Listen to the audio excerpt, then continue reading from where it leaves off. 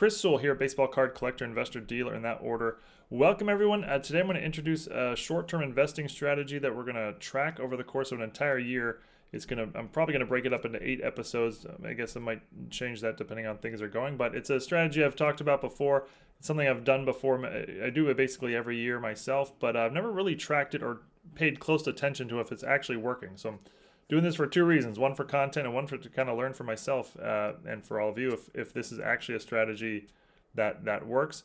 It's a strategy focused around the start and end of the sports seasons. I'm going to focus on baseball, basketball, and football, as those are the sports I know the best. And I've found that I just am not good at predicting which players are going to have a good seasons. And I think most people are not good at predicting this. I think people often sort of overvalue their ability to do this. I think it's a lot harder than people realize.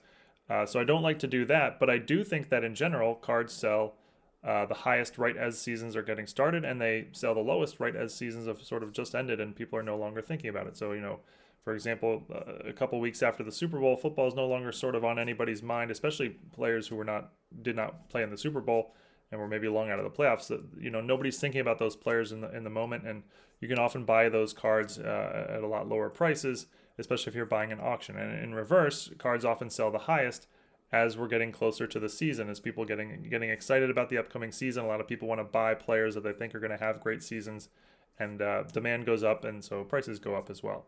So with that in mind, I'm going to buy a bunch of cards just as the seasons are ending, and then I'm going to resell them just as the following seasons are getting started. And because I don't want to pick specific players that I think are going to be good, I'm going to buy a cross-section of players, of active players. I'm going to focus on young, established players. And when I say young, established, I mean not rookies or prospects or draft picks, but players who have been in the league a couple of seasons, 1 or 2 seasons at least, have had a solid 1 or 2 seasons in the league. So they've proven that they belong at the big league level or the major league level, the NBA level. But they're still very young. They're early in their career. These are the players that people are often targeting the most at the start of seasons. We'll be focusing on rookie cards only and graded cards only, high grade for the most part. And this is just because these are the cards that we'll generally see the most movement as the season is coming up. There are other cards that can as well, but they often have outside influences that are much harder to anticipate. Another reason I'll be focusing on graded cards only is that'll allow me to use the vaults, which is an important piece to this strategy, and I'll dive into that a little bit deeper shortly. And as I mentioned, going to be doing a cross-section of players in each of the sports. Here are just some names that are potentials. This isn't like the official list I'm going to go with. These are just some names that are potential, young established players who may fit the bill. It'll depend on what cards are available for sale and the prices like that. But here are just some names that are potentials.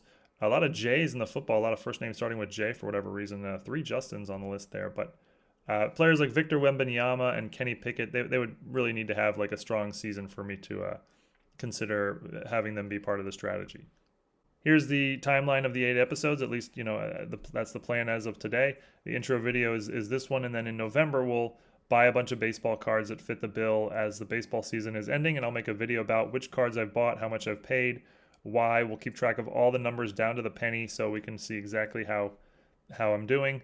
In February, we'll buy football, of course, as the football season is ending. And in March, we'll actually sell the baseball cards that I bought in November, and that will be our first sort of sense, is this strategy working? Is it working really well? Is it barely working? Is it not working at all?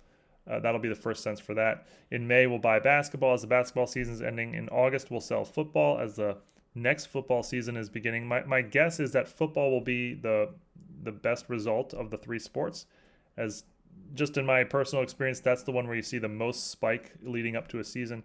And then in October of next year, we'll sell the basketball. And then shortly after that, we'll make a summary video of all 3 sports with every buy, every sale, down to the penny, all fees included, so we can see exactly how I did and how successful a potential strategy this is. Is it something to consider doing every year, or something to just bail on as it's not really worth the hassle? We'll get a sense for all of that about a year from now. So yeah, that's the plan, and I'm actually really interested for myself to see if this is like something I should be doing more, or maybe I should not be doing it at all. I don't know if it will show a 10% return or a 20% return or 50% return, or maybe it'll break even. I don't know. So I'm actually very curious myself to see how this turns out, and hopefully all of you will find it interesting as well.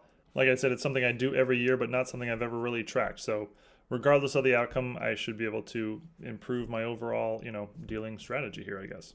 And as I mentioned, I'll be using the vaults mainly for this. I'll check eBay as well. Certainly if there's like eBay auctions running right at the end of seasons and there's cards that fit the bill that are selling for really low prices, I'll certainly bid on those and include them. But I'm going to mainly be using the vaults, and that's simply because there's no sales tax with the vaults and there's no shipping charges with the vaults in either direction. So when you're buying cards looking to resell for a 30%, 40% profit or whatever it is, sales tax and shipping can really kill a lot of that profit. So that's the main reason I'll be focusing on these. These are not cards I need to have in my possession at any time. Obviously, there's many cards that I want in my possession if there's cards I want to potentially get graded, or if there's PC cards or cards I want to distribute in various ways. I need to have them in my possession, and I can't just leave them in the vaults. But in this case, I'm just looking to buy a card, then resell it later for more, and the vaults are going to work perfectly for that. So that's the reason I'm going to focus on the vaults with eBay as a secondary buying, a place to buy.